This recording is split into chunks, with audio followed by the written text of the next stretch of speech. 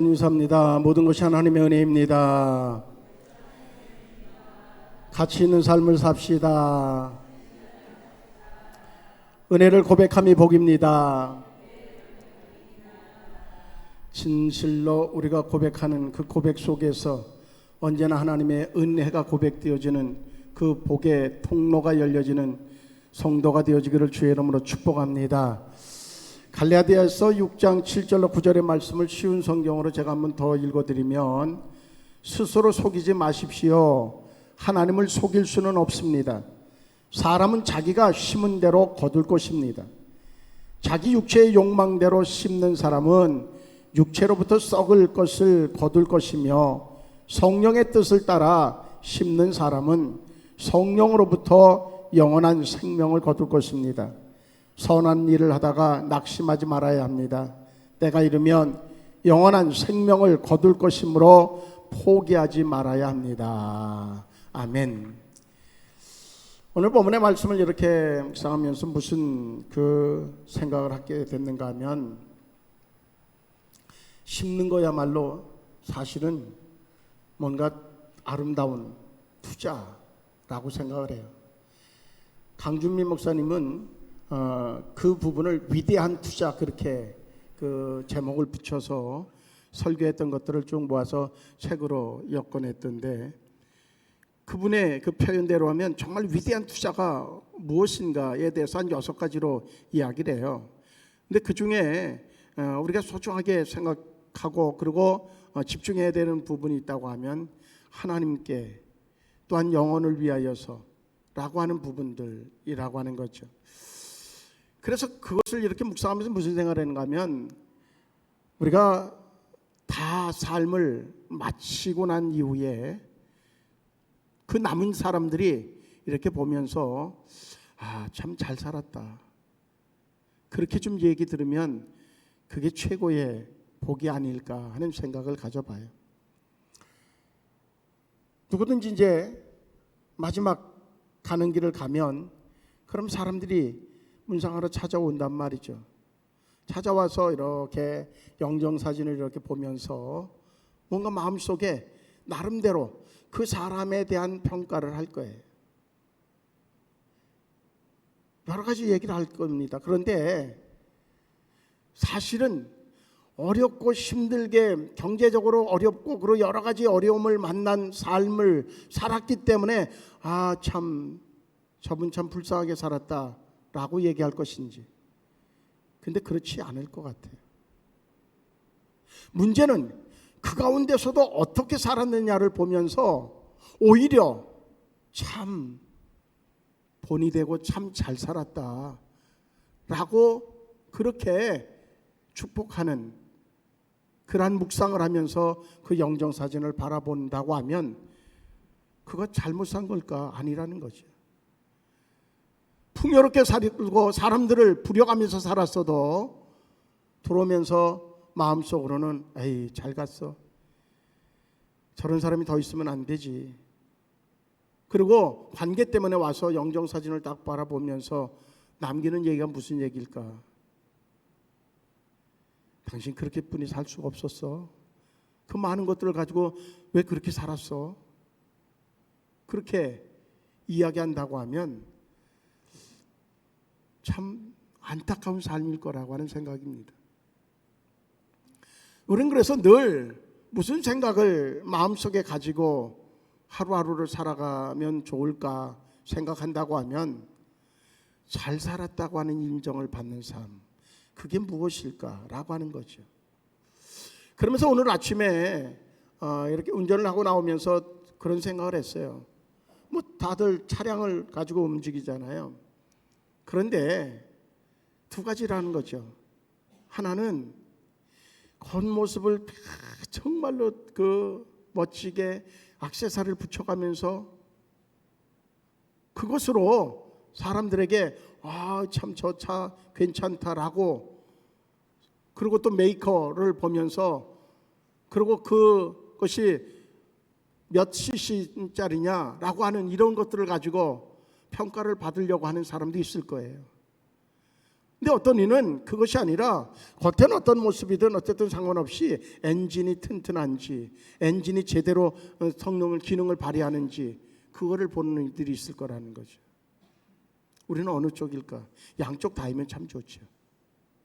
그런데 양쪽 다가 다 되지 않는다고 하면 한 부분을 선택하라고 하면 우리는 엔진 부분일 거예요.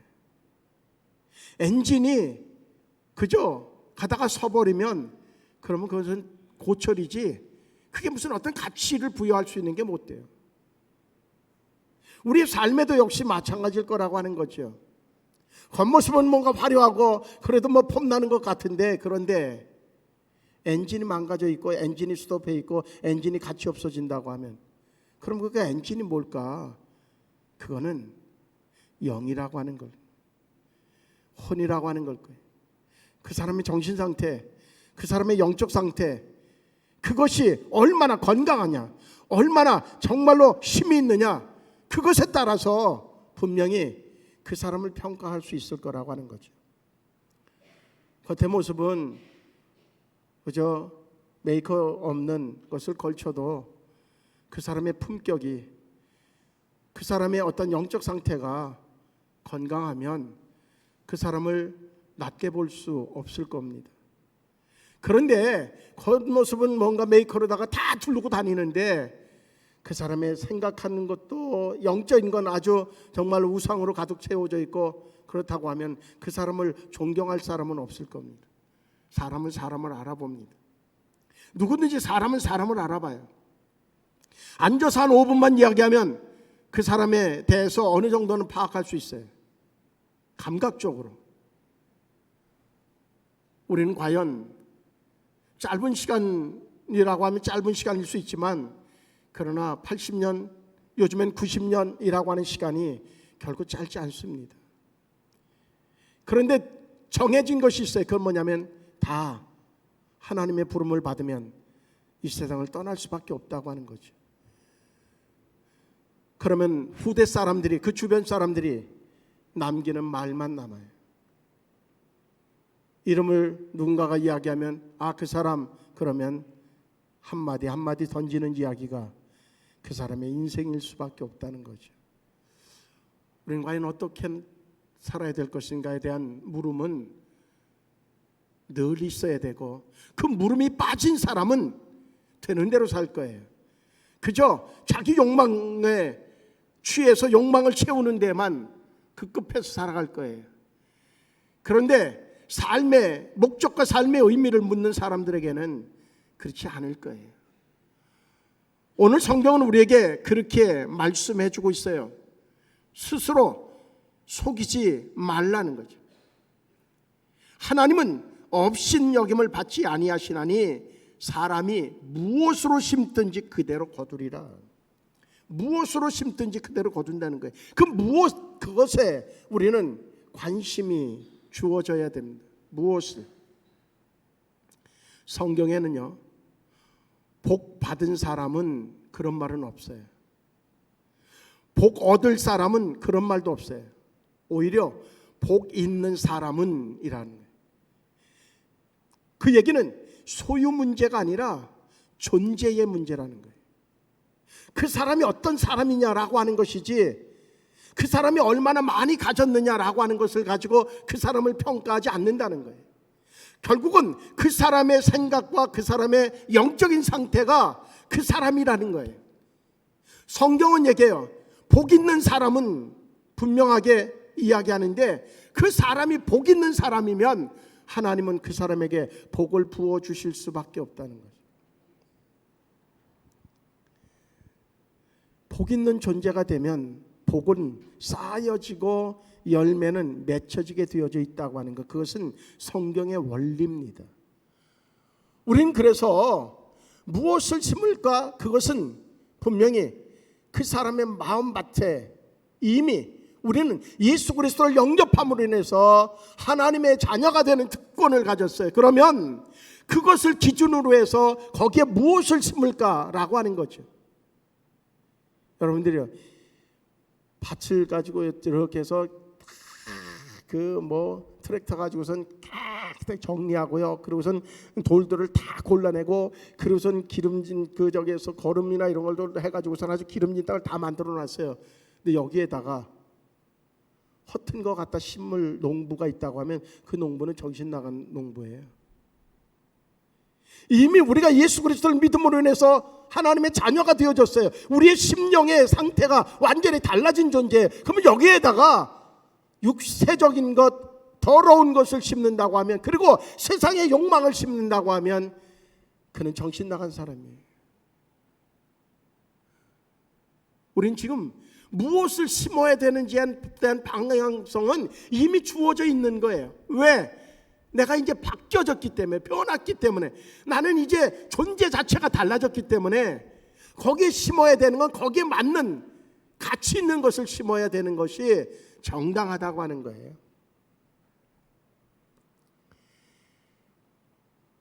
그러면서 고린도후서 9장 6절에 보면 무슨 말씀을 하는가 하면, 적게 심은 자는 적게 거두고 많이 심은 자는 많이 거둔다는 말이로다, 그렇게 말씀해요. 당연한 거죠, 그죠? 적게 심어놓고서 많이 거두려고 하면 그거는 심보가 잘못된 거죠. 많이 심으면 많이 거두는 건 당연한 거죠. 왜 이렇게 많이 거두게 되었어라고 얘기한들, 그거는 뭔가 그저 감사, 은혜에 대한 고백일 뿐이지 그것은 맞는 말이 아니란 말이죠. 적게 심으면 적게 거두는 게 당연하고, 많이 심으면 많이 거두는 게 당연해요. 이게 뭐예요? 심음의 원리예요. 분명히 성경적인 원리, 그것은 누구에게나 동일하게 주어지는 그러한 똑같은 하나님의 말씀이라고 하는 것, 우리는 분명히 기억해야 되겠다는 거죠. 성경에 보면 몇 가지 심고 거두는 것에 대한 원리가 있습니다. 첫째는 씨앗의 원리예요. 콩 심으면 콩 나요. 우리는 그러면 뭘 심고 계십니까? 분량의 원리예요. 적게 심으면 적게 거둬요. 많이 심으면 많이 거둬요. 얼마나 거두고 있습니까? 얼마나 심고 계십니까? 정성의 원리가 있어요. 반드시 많이 심는다고 많이 거두는 것만 아니에요. 거기에 정성이 있어야 돼요. 잘 가꾸고 하는 것이 있어야 돼요. 그런가 하면 기다림의 원리가 있어요. 오늘 심었는데 내일 가서 뭔가 거두려고 하면 아무것도 주어지는 것이 없어요. 종류에 따라서 기간이 달라요. 기다림이 우리에게 필요하다고 하는 거죠. 그래서 오늘 본문에서 9절에서 하시는 말씀이 있어요. 그건 뭐예요? 우리가 선을 행하되 낙심하지 말지니 포기하지 아니하면 때가 이름에 거두리라. 할렐루야. 때가 이르러야 거둔다는 거예요. 그러니까 좋은 것을 뿌렸고, 그리고 많이 뿌렸고, 그리고 최선을 다해서 우리가 말씀대로 살아간다고 하면 한 가지만 안 하면 된다는 거죠. 낙심하지 않으면 된다. 포기하지 않으면 된다는 거예요. 하나님의 때가 되어졌을 때에 반드시 거두게 되어져 있는데, 좋은 씨앗을 뿌리면 좋은 것으로, 많이 뿌렸으면 많이 거두고, 정성을 다했으면 30배, 60배, 100배의 열매를 거두는 것은 성경적 원리에 하나님의 원리란 말이죠. 뭔가 나름대로 믿음 안에서 최선을 다했는데 보여지는 것이 없어서 낙심하는 이가 있습니까? 포기하지 마십시오. 조금 더 하십시오. 아니, 조금 더가 아니라 주님이 응답하실 때까지 인내심을 가지고 기다리며 최선을 다하는 우리가 되어질 때에 하나님은 반드시 역사해 주실 줄로 믿습니다. 그리고 심판의 원리가 있어요. 심었으면 하나님의 심판을 기다려야 된다는 거죠. 은총의 원리가 있어요. 아무리 다 했어도요, 그래도 하나님이 도우시지 않으면 소용없어요. 때에 따라서 비를 주시지 않으면 다 말라 죽고요, 때에 따라서 해를 주지 않으면요, 열매를 맺혔는데 맛이 들질 않아요. 이거는 누가 해줘요? 하나님의 권이에요. 하나님이 하셔야 돼. 그래서 하나님과 연결되어지지 않은 자의 삶은 그는 아무리 최선을 다했고 아무리 뭔가 나름대로의 어떤 그 기법을, 농사 기법을 가지고 했어도 하나님의 은혜를 얻지 못하는 자는 정상적이고 탐스럽고 맛깔나고 그러면서도 풍성한 곡식을 거둘 수가 없어요. 열매를 거둘 수가 없어요. 우리는 그런데 이게 최적화되어진 사람들이에요. 하나님의 자녀란 말이죠. 물론 자녀가 이쁜 짓을 하면 더 마음이 쓰이죠. 그런데 때로는 자녀가 아주 미운 짓만 골라하면 마음이 더 쓰이기도 해요. 그런데 어떻게 해요? 가끔씩 회초리도 들어요. 자녀라고 하는 특권은 우리에게 그 부모의 은혜를 입게 되어져 있는 존재라고 하는 거예요. 우리에겐 때에 따라서 하나님께서 비를 주실 것입니다. 하나님께서 때에 따라서 햇빛도 주실 것입니다. 그래서 많은 것들을 거두게 될 터인데 그 은혜를 받는 그러한 존재로, 그렇다고 하면 어때요? 우리의 마음속에 마지막의 단계에서는 모든 것들이 하나님의 은혜임을 고백하는 자가 진실로 하나님의 은혜를 입은 자인 줄로 믿습니다. 그럼 마지막 원리가 뭔가 하면 나눔의 원리. 거저받았으니 거저주는데 거저받은 건 아니죠. 씨를 가져다가 뭐 뿌리고 그리고 또 가꾸고. 그런데 최종적으로는 하나님의 은혜가 없으면 거둘 수가 없다고 하는 생각에 우리는 머물러야 돼요. 그래서 모든 것들이 하나님의 은혜이니 가치 있는 삶을 사는데, 그 가치 있는 삶은 어떤 삶이에요? 나누는 삶이에요.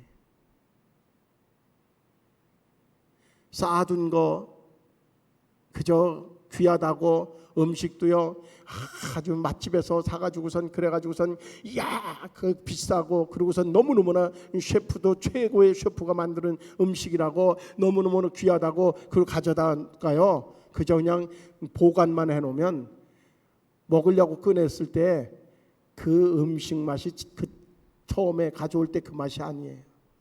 심지어는 곰팡이가 싫어서 버릴 수밖에 없을 거예요. 먹을 만큼 음식도 먹을 만큼 사와서 맛있게 먹어야 뭐 그게 진짜 의미 있는 것이고, 물질도 쌓아두는 것에 기쁨을 갖는 성도가 있다고 하면 뭔가 성경의 원리를 잘못하는 거예요. 오늘 성경 신명기서 2를 지금 우리가 새벽에 매일 보고 있는데 오늘 2장 부분에 보면 그런 부분이 나오거든요.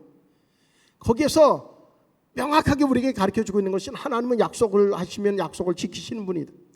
그래서 이스라엘 백성들을 이끄실 때에 에서의 자손들이 자리 잡고 있고 롯의 가정의 자손들이 자리 잡고 있는 그 지역은 절대 범하지 말아라. 왜? 그곳은 그들 자손들에게 내가 주기로 약속한 땅이다. 그러니 건드리지 말아라. 그리고 너희가 얻을 땅을 갈 때에 주변 국가에 대해서 두려워하지 말아라. 왜? 내가 너희를 인도하기 때문에 그들이 너희를 두려움 속에 만들지 않고 오히려 그들의 마음속에 내가 두려운 마음을 주어서 너희들을 건드리지 못하도록 만들 테니까 염려하지 말고 이제 내가 인도하는 대로 순종하고 따라와라. 그렇게 모세를 통해서 말씀하셨어요. 그게 신명기서 2장의 말씀이거든요. 그래서 하나님의 약속은 반드시 이루어진다고 하는 것과 또 하나는 우리에게 하나님이 주신 것만이 우리 것이에요. 할렐루야. 하나님이 주신 것. 만나의 사건이 바로 그거잖아요. 분명한 것은 욕심을 내고선 이틀분을 가져다가 걷어다가 놔두고 그 다음날 이제 편안하게 또 거두러 나가지 않고 쌓아놓고 먹어야지. 그러고 가서 보니까 어떻게 됐다고요? 다 썩어서 버리게 되어졌다는 거예요. 하나님이 주신 것에 만족하고 하나님이 주신 것을 가지고 내가 최선을 다해서 내가 먹고 남으면 그러면 어떻게 해요? 굶는 사람들을 돌아보고 나눌 수 있어야 그것이 제대로 심는 자예요. 그것이 가치 있는 삶이에요. 우리는 날마다 배고픈 거예요. 날마다. 먹을 거가 배가 불러 있음에도 불구하고 또 어떻게 해요? 내일을 위해서 뭔가 쌓아둬야 마음이 편안해요. 그런데 하나님이 거둬가시면 순식간에, 그 수년 전에 보면 섬 하나에 그 한 농부가 아주 아름답게 정말로 잘 꾸며놨잖아요. 그런데 태풍이 불고 풍랑이 일어나고 막 그래가지고선 완전히 섬을 휩쓸어서 그 아름답게 해놨던 거 싹 쓸어간 적이 있어요. 그 다음에 갔더니 많이 복원을 해놨던데 분명한 건요, 마찬가지예요. 하나님이 주신 것 은혜 안에 거하고 그것을 가지고 가치 있게 살지 않으면, 잘 살지 않으면, 하나님이 어느 날 걷어가시면 그러면 아무 의미가 없어요. 오히려 그것에 대한 아픔이 더 그의 삶을 망가뜨릴 수 있어요. 우리는 매 순간순간에 정말 하나님이 주신 은혜에 감사하고 감격할 수 있는 은혜의 성도가 되어지기를 주의 이름으로 축복합니다. 근데 잘 살려고 하면 한 가지 성도에게 주어진 원칙 하나가 있습니다. 마태복음 6장 20절의 말씀에 뭐라고 이야기하는가 하면 오직 너희를 위하여, 너희를 위하여, 누군가를 위해서가 아니라 너희를 위하여 뭐라고 얘기해? 그 다음에 보물을 하늘에 쌓아두라 그래. 보물을 하늘에 쌓아두라. 고린도후서 9장 7절에 보면 각각 그 마음에 정한 대로 할 것이요 인색함으로나 억지로 하지 말지니, 그렇게 말씀해요. 우리는 어느 정도 정말로 내게 주어진 것 중에서 일부분을 누군가에게 이렇게 흘려보내는 그러한 어떤 기준을 가지고 살아가고 계십니까? 어떤 기준. 이것 가지고도 부족해. 그래서 움켜쥐고 있었는데 그래서 지금은 나아졌나요? 아니에요. 분명 하나님이 주셔야 돼요. 어떻게? 내가 진정으로 부족하면 하나를 더 심어야 돼요. 그래야 거기서 30배가 돌아와서 그래도 그나마 조금 더 채워질 거예요. 심는 게 뭐예요? 나눔이에요. 결국은 무엇으로? 주의 이름으로. 우리는 거두는 기쁨을 위해서 농부들에게 필요한 것은 고통이에요. 떼약 볕에서 나가서 밭을 매야 돼요. 비가 막 쏟아져서 그저 맞으면 따가워도 그래도 논에 가서 물꼬를 터 나와야 돼요. 거둠을 위해서는 고통이 필요해요. 진정으로 하나님의 은혜로 하나님께서 부어주시는 은혜를 얻기를 원하면 거둠을 위한 고통, 거둠의 그 기쁨을 위해서 고통을 우리는 거쳐가야 될 것이라고 하는 거예요. 카일 아이둘몬이라고 하는 사람은 이런 얘기를 합니다. 은혜가 더 크다고 하는 책에서 무슨 얘기를 하는가 하면 여성이 해산의 고통을 선택하는 이유가 있다는 거죠. 해산의 고통을 선택하는 이유가 있어요. 생명을 얻은 기쁨을 위해서예요. 그것을 가리켜서 그 사람은 뭐라고 얘기하는가 하면 목적 있는 고통이다, 그렇게 표현합니다.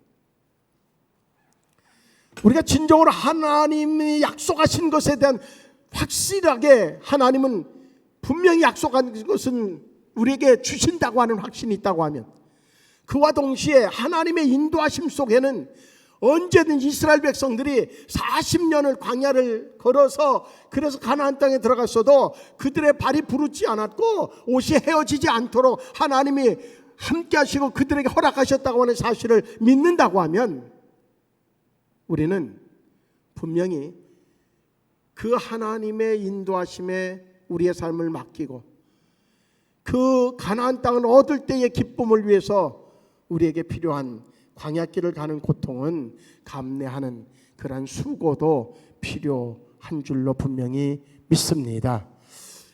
그래서 진정한 기쁨, 그리고 잘 살았다고 하는 인정을 받기 위해서 우리에게는 필요한 요소가 있습니다. 그건 뭐냐면 신령한 것으로 심으라는 거예요. 신령한 것. 오늘 7절의 말씀을 볼 때 뭐라고 얘기해요? 정말로 스스로 속이지 말라. 하나님은 업신여김을 받지 아니하시나니 사람이 무엇으로 심든지 그대로 거두리라. 그렇게 말씀하고 있잖아요. 사람이 무엇으로 심든지. 그런데 그 무엇으로 심는 그 무엇이 뭐냐? 우리에게는 신령한 것이라고 하는 생각을 먼저 우리가 가져야 되겠다. 시편 126편 5절 6절 말씀 보면 눈물을 흘리며 씨를 뿌리러 나가는 자는 반드시 기쁨으로 단을 거두리라. 그렇게 말씀하고 있거든요. 그런데 오늘 8절의 말씀을 볼 때 자기의 육체를 위하여 심는 자는 육체로부터 썩어질 것을 거둔다. 성령을 위하여 심는 자는 성령으로부터 영생을 거둔다는 겁니다.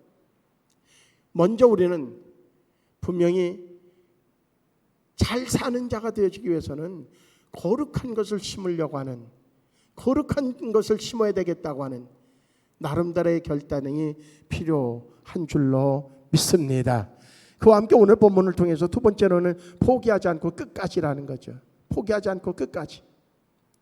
그와 동시에 마지막의 부분에서는 10절의 말씀을 보면 뭐라고 말씀하는 거냐면, 우리가 읽지 않습니다만 오늘 10절을 이어서 읽어보면, 그러므로 우리는 기회 있는 대로 모든 이에게 착한 일을 하되 더욱 믿음의 가정들에게 할지니라. 그렇게 말씀해요.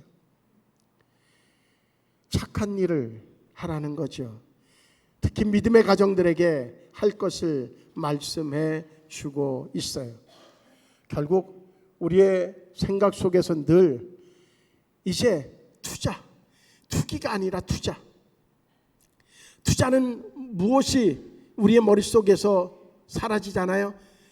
많은 것들을 거둔다고 하는 그것이 우리의 비전 속에 있고, 그래서 심는 것을 투자라고 얘기하죠. 투기는 욕심에 의해서 행해지는 행동을 투기라고 얘기해요.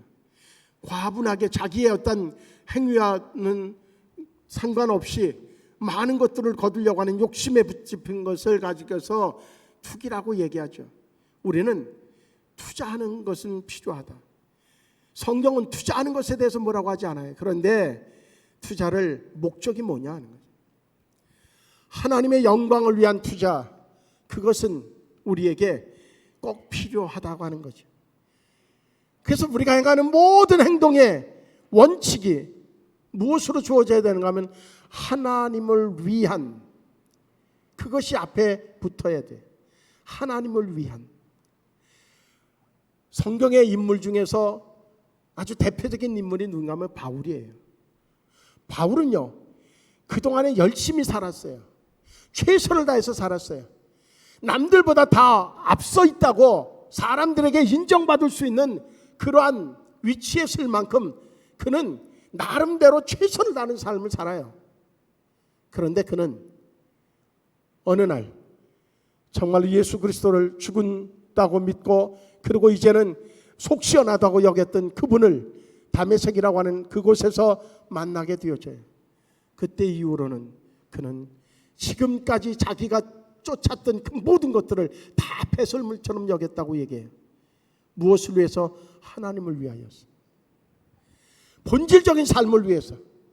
잘 살았다고 하는, 무엇보다 사람에게도 그렇지만 하나님에게 너 수고했다고, 착하고 충성된 종이라고 그 얘기를 듣고 싶어서 그는 모든 것들, 지금까지 가치라고 여겨졌던 모든 것들을 다 배설물로 여기는 결단을 하게 되어집니다. 지금 우리의 삶이 오늘 끝난다고 하면 문상으로는 영정사진 앞에 서 있는 사람들의 고백에 자신이 있으십니까? 그것보다 더 중요한 것이 있습니다. 하나님이 보시고 뭐라고 얘기할 거라고 생각하십니까? 자신이 없으면 이제부터라도 지금 내가 지금 열심으로 그래서 목숨처럼 여기고 쫓고 있는 것이 무엇인가를 따져보고, 그것이 하나님을 위한 것이 아니라고 하면 배설물처럼, 바울이 그랬던 것처럼 버리십시오. 빌립보서 3장 5절로 7절 보면 바울은 이렇게 고백합니다. 나는 8일 만에 할례를 받고 이스라엘 족속이여 베냐민 지파여 히브리인 중에 히브리인이여 율법으로는 바리새인이여 열심 있는 교회를 열심하는 교회를 박해하고 그리고 율법의 의로는 흠이 없는 자라. 그러나 무엇이든지 내게 유익하던 것을 내가 그리스도를 위하여 다 해로 여길 뿐더러. 그렇게 말씀해요. 우리 옆에 분들하고 이렇게 인사하죠.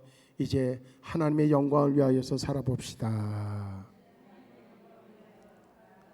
하나님의 영광이,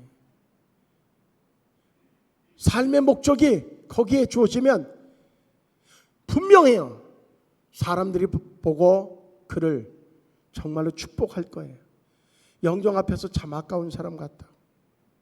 하나님 얼마나 하나님 나라에 필요하시면 더 좀 놔둬서 많은 사람들에게 유익을 주게 하시지 하나님 급하게 그렇게 불러가셨느냐고 그렇게 이야기하는 그 고백을 듣게 될 거예요. 하나님이 보시고 야, 너 참 수고했다. 착하고 충성된 종아. 그리고 그에게 생명의 면류관을 씌워주시는 대환영식이 천국에서 이루어지게 될 줄로 분명히 믿습니다. 이제 그러려고 하면 우리가 세상을 보는 관점이 달라져야 돼요. 어느 것이 정말로 하나님이 원하시는 것인가? 내가 지금 행하고 있는 이 행위가, 내가 지금 목적하고 있는 이것이 정말로 하나님이 기뻐하시는 모습일까? 아니면 과감하게,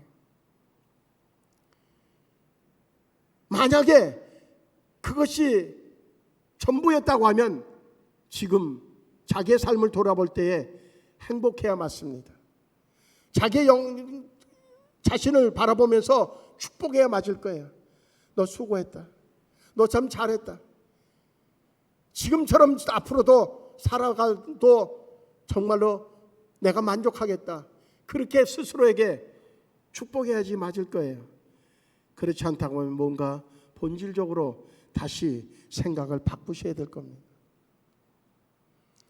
그리고 조금이라도 하나님의 일에, 그 하나님의 일을 위하여 투자하십시오. 육신은 육신대로, 물질은 물질대로, 시간은 시간대로 하나님 앞에 투자하는 것, 하나님을 위하여 투자하는 것, 그것을 아까워하지 마십시오. 분명한 것은 심은 대로 거둘 것입니다. 많이 심으면 많이 거둘 것입니다. 제가 그래서 몇 년 전부터 뺐잖아요. 여러분들에게 뺏고 있어요. 뭐 하려고요? 뺏어서라도 저 캄보디아의 아이들 장학금으로 보내려고 25일 되면 제가 정확하게 보내요. 정확하게. 예? 그리고 선교도 내라고 그래서 선교비 여기저기 보내고 있어요. 우리도 힘들죠. 그런데 저는 분명하게 믿습니다. 우리 가정에 하나님께서 정말 계획에도 없던 하나님의 은혜를 순간순간마다 허락해 주심을 경험할 줄로 분명히 믿습니다. 경험해야 맞아요. 왜? 하나님은 약속을 지키시는 분이기 때문에 그래요. 분명한 것은 그거 떼어내서 몇만 원 보내기 전과 지금 그 몇만 원 보낸 게 때문에 막 힘들어가고 쪼들리고 막 그래요? 안 그럴 거예요. 틀림없이 안 그럴 거예요. 마음속에 25일 되면 제가 보내고, 그리고 오늘은 그들을 위하여서, 영혼을 위해서 기도하고 그들의 미래를 위해서 기도하는 날입니다. 그렇게 문자를 보내드리잖아요. 그러면 분명히 그때에 찾아오는 감격이 있을 거예요. 감동이 있을 거예요. 왜? 하나님이 받으셨기 때문에 그래요. 우리는 이제 살 날이 얼마 남지 않은 사람일수록 더 하나님을 위하여서 많이 심으십시오. 천국 가서 거두는 것뿐만이 아니라 자손들에게 하나님께서는 심었으니 거두는 건 당연하죠. 그런데 우리가 기억해야 됩니다. 자기의 육체를 위하여서 심으면 자녀들이 육체로부터 썩어질 것을 거둘 것입니다. 이게 성경의 약속입니다. 성령을 위하여 심는 자는 성령으로부터 영생을 자손들이 거두게 될 것입니다.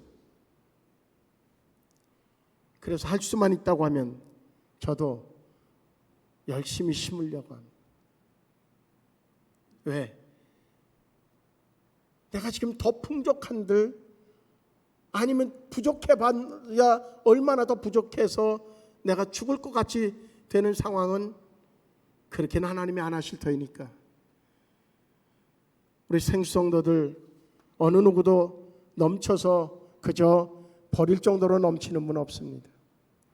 쓸 것이 부족한 그러한 모습, 그것이 우리의 삶일 수 있습니다. 그러나 그렇게 해서 그러나마 심지 않는다고 하면 우리 자손들이 거둘 것이 없습니다. 뿌리지 않는데 어떻게 거둘 게 있습니까? 뿌린 사람은 있는데 분명히 뿌린 사람이 있으면 거두는 사람이 있습니다. 그 거두는 사람이 내가 생명까지 주어도 아깝지 않은 자녀들이라고 하면 그것이 감사가 되지 않겠습니까? 말씀을 위해서 우리는 투자해야 됩니다. 말씀을 읽고 말씀을 묵상하고 말씀을 나누고 그리고 삶에 있어서 말씀이 얼마나 나의 삶에 정말로 열매로 거두어지는지에 대하여서 우리는 세밀하게 바라보고 그러면서 우리는 그 말씀에 투자하는 그러한 열심도 우리에게 필요할 것입니다.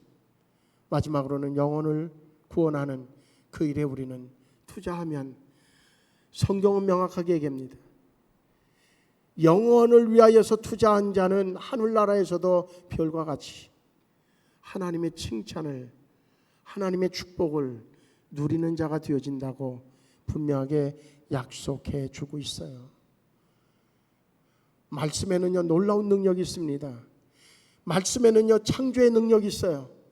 말씀으로 모든 우주 만물을 창조하셨던 것처럼 하나님의 말씀은 그와 같이 창조의 능력이 있어요. 말씀은 거듭나게 하는 능력도 있어요. 말씀은 무엇보다 살리는 능력이 있어요. 말씀은 치유하는 능력도 있어요. 말씀은 위로하는 능력도 있고, 말씀은 분명히 정결하게 하는 능력도 있고, 성숙하게 하는 능력도 있어요.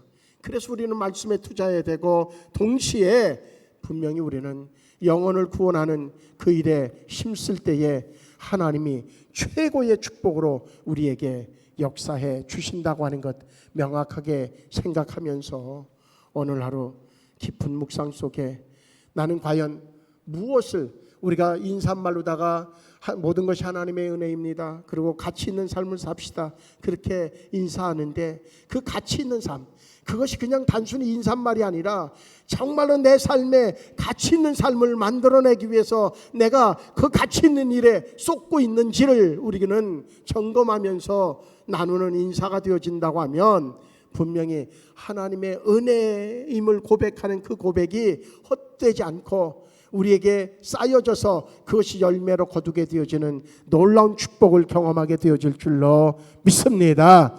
그런 의미에서 우리 옆에 분들하고 다시 한번 인사하죠. 모든 것이 하나님의 은혜입니다. 가치 있는 삶을 삽시다. 은혜를 고백함이 복입니다. 아멘. 아멘. 하나님이 우리에게 은혜로 축복해 주실 줄로 믿습니다.